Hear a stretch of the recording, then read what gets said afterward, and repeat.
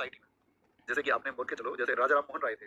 राजा राम मोहन राय जी ने क्या किया हमारे देश में? आप कहेंगे भैया उन्होंने कुप्रथाओं को त्यागे लोग। जैसे बंगाल में क्या होता था, बहुपत्नी प्रथा थी।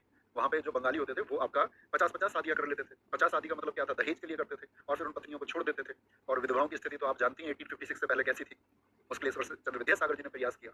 जैसे किसी का पति आपका एक्सपायर हो गया, तो हमारे यहाँ पर एक सती प्रथा थी। सती का मतलब क्या होता था कि अगर पति मर गया है तो जिंदी पत्नी को भी उसकी चिता पर बैठना पड़ेगा। मतलब पत्नी को जला दिया जाता था। आप एज्यूम करिए, आप थोड़ा महसूस करके देखिए, आज बेशक नहीं है, लेकिन मान के चलो उस समय पे हम होते और हम उसका शिकार होते कोई भी, तो कैसा लगता आपको? तो अब उसको तो राजा राम मोहन राय जी ने बोला ये तो गलत है, लेकिन लोग क्या कहेंगे आपसे जब आप किसी प्रथा पर सवाल उठाएंगे? जब आप पूछेंगे ऐसा क्यों, तो लोग कहेंगे नहीं ये तो पहले से चला आ रहा है, ये तो पुरातन व्यवस्था से चला आ रहा है। तो ऐसे लोगों को जो पुरानी व्यवस्थाओं को मानते हैं उनको हम बोलते हैं रूढ़िवादी।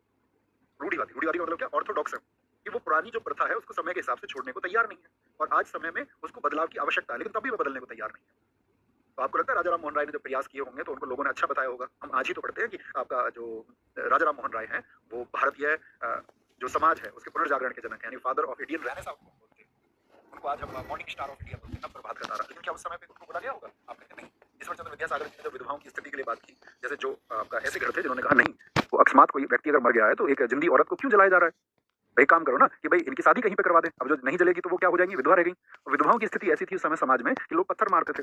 जैसे विधवा किसी के घर आ गई तो लोग उसको अपने पानी से साफ करते थे कि यार अपवित्र हो गई हमारी जगह तो। अब तो यहाँ की जो प्योरिटी नहीं बची है। तो आप सोचिए समाज में हमेशा बदलाव होते हैं, तो आप कभी भी किसी व्यवस्था को जकड़ कर ना बैठे, जकड़ कर ना बैठे कि भाई इस एक व्यवस्था को तो हम तो जकड़ के बैठेंगे इसलिए क्योंकि ये पहले से चली आ रही है। तो आपको ये देखना होगा उसको व्यवस्था को। जैसे मान के चलो किसी ने दहेज लिया और आप बोले नहीं हम भी दहेज लेंगे, क्योंकि दहेज तो लिया जाता है, कॉमन सी बात है, कॉमन सी बात है।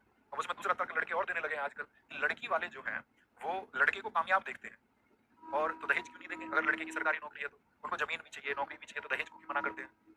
तो ऐसे लड़के से शादी क्यों नहीं करते? आप सब जानते हैं कि इसमें सुरक्षा का भाव जुड़ा हुआ है। ऐसा नहीं है कि जिन लड़कों की सरकारी नौकरी है या जिन लड़कों के पास जमीन है, क्या सिर्फ उन्हीं की शादियां होती हैं?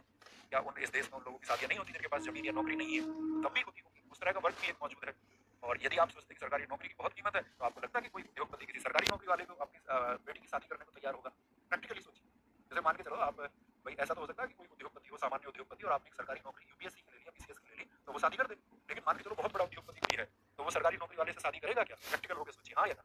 तो हर चीज का जो महत्व होता है ना, वो साथी एक मतलब क्षेत्र के लिए और एक समय के लिए, और हर किसी की लिमिट्स है, हर चीज की एक सीमा होती है।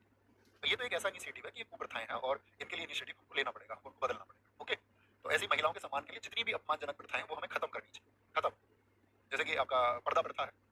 पर्दा प्रथा में आपका बहुत सारे तर्क दिया जाते हैं। जैसे राजस्थान में आपका पगड़ी का तर्क है, बड़ा अच्छा तर्क है कि वहाँ पर गर्मी बहुत पड़ती है, पगड़ी या फिर आपका ढककर रखना जरूरी है। तो वो वहाँ की मतलब भौगोलिक एक व्यवस्था होगी, मतलब जो भौगोलिक विषमता होगी वहाँ पर, ऐसा समझिए कि वहाँ पर गर्मी ज्यादा है, तो ठीक है।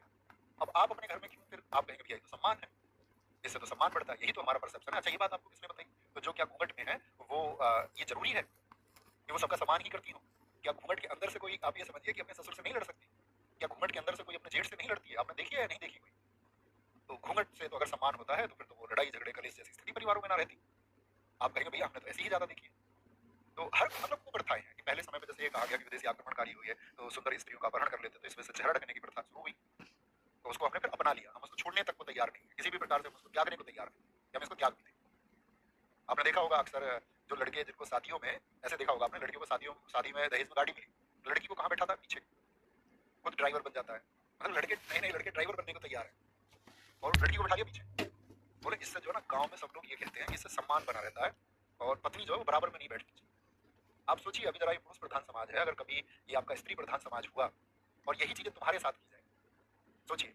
एक लड़की अपनी जो भाई गाड़ी उसकी है, दहेज में लेके आई है यार, तुम नेता बन रहे हो ऐसी बेवजह, अथॉरिटी बना रहे हो आप, आपको खुद आपने खरीदी नहीं जा रही थी आपसे, आपने उसको दहेज में ले लिया और उसके बाद में आप अथॉरिटी भी बन गए, इस पर मेरे नियम लागू होंगे। अब तुम सोचो तुम पीछे बैठे हुए और लड़की गाड़ी चला रही, फिर हम यहाँ पर मतलब समानताएं कहाँ रही?